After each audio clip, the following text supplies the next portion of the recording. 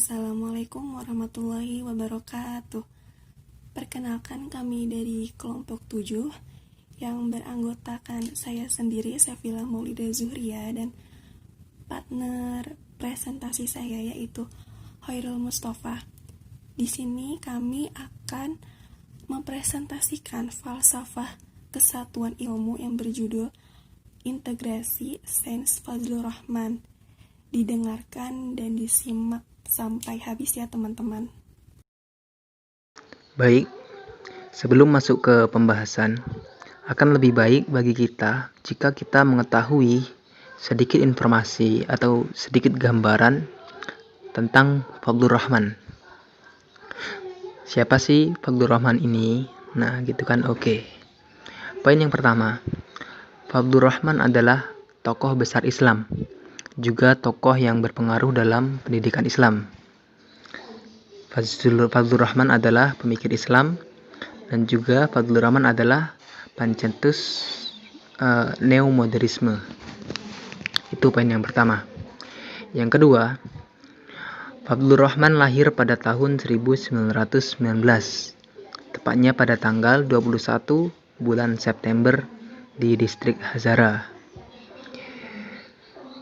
Yang ketiga, pada usia 14 tahun atau sekitar tahun 1933, Fadlur Rahman mulai mempelajari ilmu-ilmu. Ada ilmu filsafat, bahasa Arab, teologi atau ilmu kalam, hadis dan tafsir. Nah, memang sebenarnya pada usia ini Fadlur Rahman pindah ke Lahore dan masuk sekolah modern. Kemudian untuk ilmu-ilmu keagamaannya, ia tetap mempelajarinya dari ayahnya pada malam hari di rumahnya sendiri. Nah, sedikit membahas tentang ayahnya. Ayah Fadlur Rahman bernama Maulana Shahabuddin, seorang ulama terkenal bermadhab Hanafi. Sebagaimana diketahui bahwa mazhab Hanafi adalah mazhab yang lebih mengunggulkan akal atau rasio lebih banyak dibanding mazhab-mazhab lain. Fadlur Rahman tumbuh besar di tengah mazhab ini. Nah, itulah alasan yang menurut Fadlur Rahman sendiri menjadikannya pemikir Islam yang besar, pemikir besar Islam. Di samping ketegasan ayahnya dalam mendidik Rahman, juga kasih sayang dari ibunya. Ayahnya memang mengajar agama, tapi juga ayahnya bisa memilah hal-hal yang baik dari modern. Ayahnya memegang teguh prinsip mempertahankan tradisi lama yang baik dan mengambil hal-hal baru yang lebih baik. Poin berikutnya, melanjutkan catatan pendidikan Fadlur Rahman. Ia menyelesaikan studinya dalam bahasa Arab dengan mendapat gelar BA pada tahun 1940. Kemudian gelar master dalam bahasa Arab didapatnya pada tahun 1942 di Punjab, di universitas yang sama yaitu Punjab University. Kemudian pada tahun 1946 dia berangkat ke Inggris untuk melanjutkan studinya di Oxford University. Dan di bawah bimbingan Profesor Van den Berg dan Gibb, dia berhasil menyelesaikan studinya tersebut dengan gelar Doctor of Philosophy dengan disertasi tentang Ibnu Sina. Selanjutnya, ilmu dan tanggung jawab moral. Fadlur Rahman adalah tokoh besar pemikir Islam. Dalam Islam sendiri, ilmu memiliki kedudukan yang penting. Sering kita dengar ungkapan, Thalabul ilmi faridatun ala kulli muslimin wa muslimatin. Thalabul ilmi faridatun ala kulli muslimin minal mahdi ilal lahdi. Dan utlubul ilmi walau bisyin. Ungkapan tersebut menunjukkan bahwa jelas sekali ilmu memang memiliki kedudukan yang penting dalam Islam. Ilmu berasal dari bahasa Arab al-ilm, atau bahasa Indonesianya sering kita kenal ilmu, atau bisa juga disebut pengetahuan. Atau dalam dunia barat bisa juga disebut sains. Secara bahasa, al-ilm, pengetahuan, sains bisa memiliki makna yang sama. Secara bahasa loh ya. Saya mengatakan bisa, bukan berarti al-ilm, pengetahuan, dan sains benar-benar sama. Membahas ilmu atau pengetahuan, Fadlur Rahman mengklasifikasikan pengetahuan manusia kepada 3 jenis, yaitu pengetahuan tentang alam, pengetahuan tentang sejarah dan geografi, dan yang ketiga adalah pengetahuan tentang manusia. Fadlur Rahman mengelompokkan pengetahuan sebagaimana disebutkan berdasarkan Al-Quran, karena Al-Quran juga cenderung pada ketiga jenis tersebut. Nah, selanjutnya kita bisa melihat pada gambar. Dalam pandangan Islam, ilmu merupakan suatu bentuk ibadah yang mendorong manusia untuk menjalin hubungan yang lebih dekat dengan Allah. Sehingga ilmu itu tidak boleh disalahgunakan untuk merusak iman dan moral serta mendatangkan bahaya dan kehancuran. Oleh karena itu, menurut Rahman, Islam memperbolehkan umatnya untuk memperoleh ilmu pengetahuan dalam bentuk apapun, selama ilmu pengetahuan yang diperoleh tersebut tidak menyesatkan dan mengarahkannya pada penghancuran diri. Sebab ilmu pengetahuan itu pada hakikatnya harus dimanfaatkan untuk tujuan sehat. Ilmu pengetahuan selalu berkembang. Pengetahuan sejatinya berakibat baik. Yang menjadikan buruk adalah cara kita memanfaatkannya. Pengetahuan menghasilkan teknologi, dan perkembangan pengetahuan pada saat ini didominasi oleh dunia barat, sehingga seringkali menyebutnya pengetahuan yang terbaratkan, sering dikenal sains modern. Namun, perkembangan sains dan teknologi yang spektakuler pada abad ke-20 ternyata tidak berkorelasi positif dengan kesejahteraan manusia. Problem dan krisis global yang serius pada zaman milenium sekarang adalah krisis kompleks dan multidimensional. Krisis ekologi, kekerasan, dehumanisasi, moral, kriminalitas, kesenjangan sosial yang kian terbuka, serta ancaman kelaparan dan penyakit yang masih menghantui merupakan problem-problem yang terkait satu sama lain. Problem kehidupan pada era informasi ini telah merambah kehidupan domestik dan personal. Permasalahan sains tersebut penyebabnya karena dunia modern telah salah dalam menggunakan sains. Karena sains tidak dapat disangsikan dengan nilai-nilai. Ia terlepas dari hal tersebut atau bebas dari nilai. Sehingga sebenarnya tidak ada yang salah dengan sains. Masalahnya hanya dalam menyalahgunakan. Nah, yang penting bagi kita adalah ilmu pengetahuan yang sudah terbaratkan itu harus dikembalikan ke tujuan semula, sebagaimana Islam turun ke bumi untuk membawa rahmat bagi alam. Oleh karena itu, solusi kerusakan di dunia yang diakibatkan oleh rusaknya sains ini hanya dapat diatasi dengan islamisasi sains, itu menurut sebagian orang. Tapi sebagian pemikir yang lain. Tapi menurut Rahman sendiri, permasalahan utamanya adalah pada tanggung jawab moral. Permasalahan-permasalahan sains tersebut menurut Rahman adalah disebabkan karena ketidaksesuaian antara kekuatan pengetahuan yang dimiliki manusia dan kegagalan mengangkat moral yang muncul dari pengetahuan.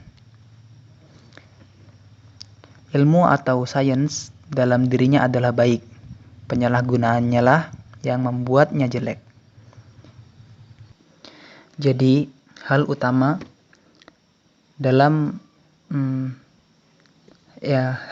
yang harus dipertanyakan dalam memecahkan masalah tersebut adalah bagaimana menjadi manusia yang bertanggung jawab. Baiklah, saya akan melanjutkan presentasi dari Khairul Mustafa. Selanjutnya, kita akan membahas tentang kritik Fazlur Rahman terhadap islamisasi sains. Banyak tokoh yang mendukung ide islamisasi sains, dan ada pula tokoh yang tidak setuju. Para ilmuwan pengkritik ide ini sering disebut-sebut adalah Fazlur Rahman, Pervez Hotboy, Abdul Karim Shuros, Abdus Salam, Bassam Tibi, dan Muhsin Mahdi. Penolakan Fazlur Rahman terhadap islamisasi terpusat pada dua hal yang menjadi perhatiannya. Yang pertama itu ialah mengenai tanggung jawab moral pada pelaku atau subjek Islamis sains. Yang kedua, perlunya reidentifikasi tradisi muslim jika ingin menjalankan wacana islamisasi sains. Nah, selanjutnya kita akan membahas apa itu tanggung jawab moral dan reidentifikasi tradisi muslim. Yang pertama ialah tanggung jawab moral. Fazlur Rahman menyatakan bahwa dalam setiap perkembangan ilmu atau sains, manusia memiliki tugas tanggung jawab moral atas pemanfaatan sains. Adapun permasalahan-permasalahan yang muncul dan disebabkan sains modern sejatinya adalah penyalahgunaan sains. Sains tidak dapat disangsikan dengan nilai-nilai. Ia terlepas dari hal tersebut atau bebas dari nilai. Sehingga sains tidak bisa diislamkan karena tidak ada yang salah di dalamnya. Masalahnya hanya dalam menyalahgunakannya. Yang kedua ialah reidentifikasi tradisi muslim. Istilah islamisasi adalah membawa sesuatu ke dalam Islam atau membuatnya dan menjadikannya Islam. Sedangkan menurut terminologinya, islamisasi adalah memberi dasar-dasar atau tujuan Islam yang diaplikasikan dengan cara-cara dan tujuan Islam yang diturunkan oleh Islam. Menurut Fazlur Rahman, sebelum melakukan islamisasi atau pengislaman, tentu harus mengetahui akan diarahkannya kemana sains. Dalam sejarah Islam sendiri, para ilmuwan muslim itu menyerap amat banyak unsur-unsur baru dari peradaban non-muslim. Di kalangan ilmuwan muslim ada banyak temuan yang berkaitan dengan masalah keimanan yang mendasar, dan beberapa di antaranya itu saling bertentangan. Persoalannya kemudian adalah menguji kesesuaian temuan-temuan itu dengan ajaran Al-Quran. Bagi Fazlur Rahman, sebetulnya inilah yang merupakan tugas mendesaknya. Dan menurut Fazlur Rahman juga, selama masalah ini masih menyangkut islamisasi sains, ia menyimpulkan bahwa seharusnya tidak perlu susah payah untuk membuat rencana dan bagaimana menciptakan sains atau ilmu pengetahuan yang islami. Ia menyarankan lebih baik memanfaatkan waktu, energi, dan materi untuk berkreasi. Nah, itulah kritik Fazlur Rahman terkait islamisasi sains. Selanjutnya akan membahas tentang pemikiran Fazlur Rahman tentang pendidikan. Yang pertama ialah dasar pendidikan. Pemikiran Fazlur Rahman baik dalam bidang pendidikan maupun lainnya dibangun atas dasar pemahamannya yang mendalam tentang khasanah intelektual Islam di zaman klasik untuk menemukan spiritnya menyelesaikan berbagai masalah kehidupan modern. Fazlur Rahman memperkenalkan gagasan dan pemikirannya tentang pembaruan pendidikan. Bagi dia, pembaruan pendidikan dapat dilakukan dengan menerima pendidikan sekuler modern, kemudian berusaha memasukinya dengan konsep-konsep Islam. Ada beberapa upaya pembaruan pendidikan Islam ini menurutnya dapat ditempuh dengan cara yang pertama ialah membangkitkan ideologi umat Islam tentang pentingnya belajar dan mengembangkan ilmu pengetahuan. Yang kedua ialah berusaha mengikis dua sistem pendidikan umat Islam. Pada satu sisi ada pendidikan tradisional atau agama, dan pada sisi lain ada pendidikan modern atau sekuler. Yang ketiga, menyadari betapa pentingnya bahasa dalam pendidikan dan sebagai alat untuk mengeluarkan pendapat-pendapat yang original. Dan yang terakhir ialah pembaruan di bidang metode pendidikan Islam, yaitu beralih dari metode berulang-ulang dan menghafal pelajaran ke metode memahami dan menganalisis. Yang kedua ialah pengertian pendidikan Islam. Menurut Fazlur Rahman, pendidikan dapat mencakup dua pengertian besar.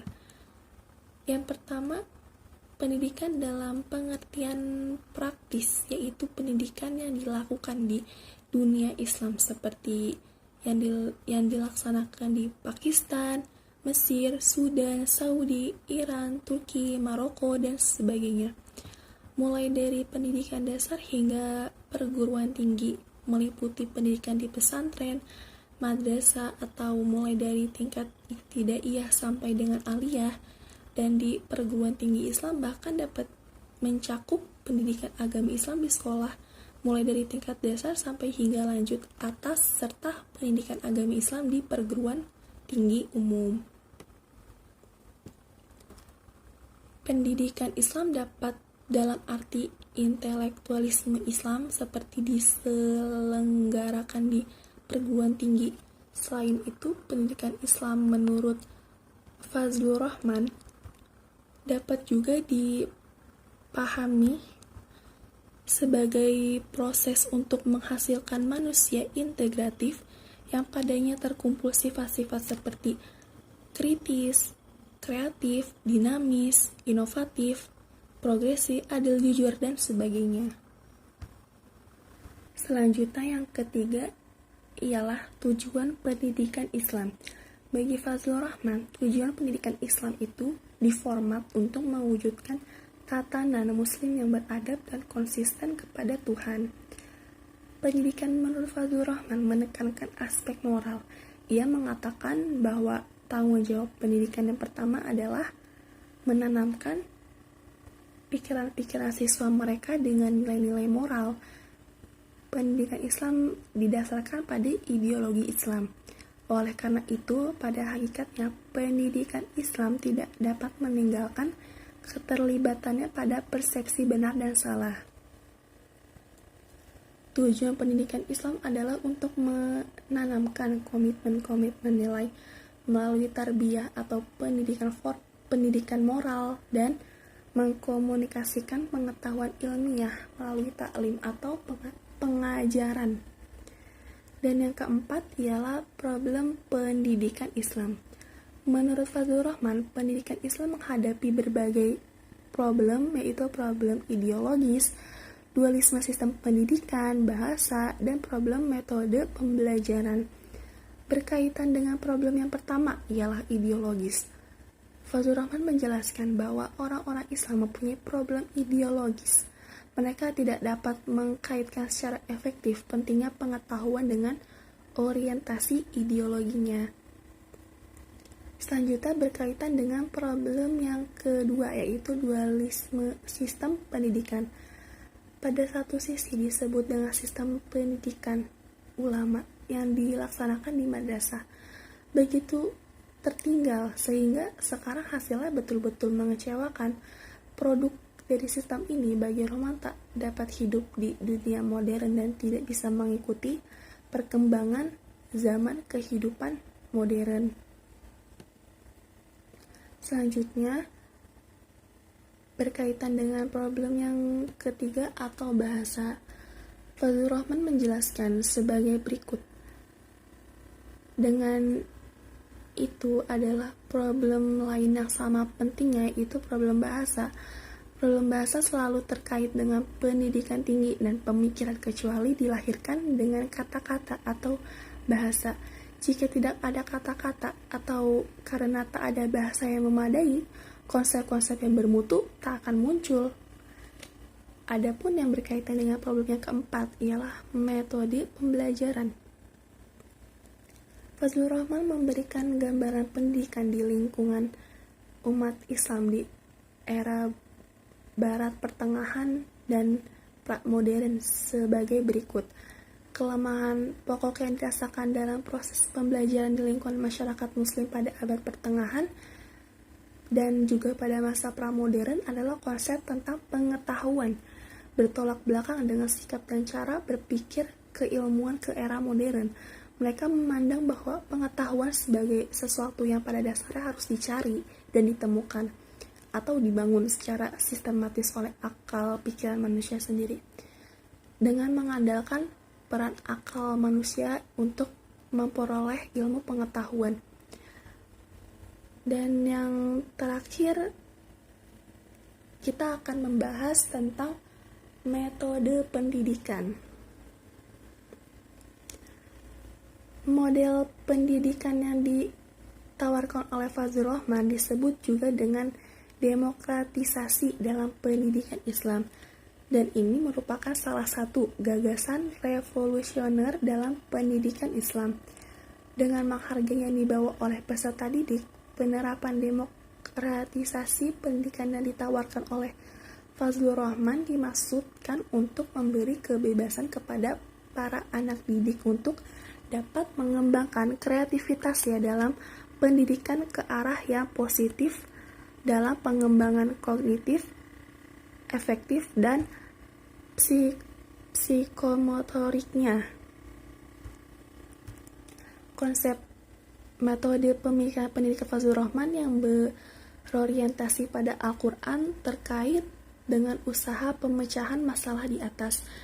Dari pencariannya itu ditemukan moral dan keadilan sosial. Dari sinilah kemudian ia temukan 3 kata kunci etika Al-Quran, yaitu iman, Islam, dan takwa. Ketiga kata kunci tersebut mengandung maksud yang sama, yaitu percaya, menyerahkan diri dengan mentaati segala yang diperintahkan oleh Allah dan meninggalkan segala sesuatu yang dilarangnya.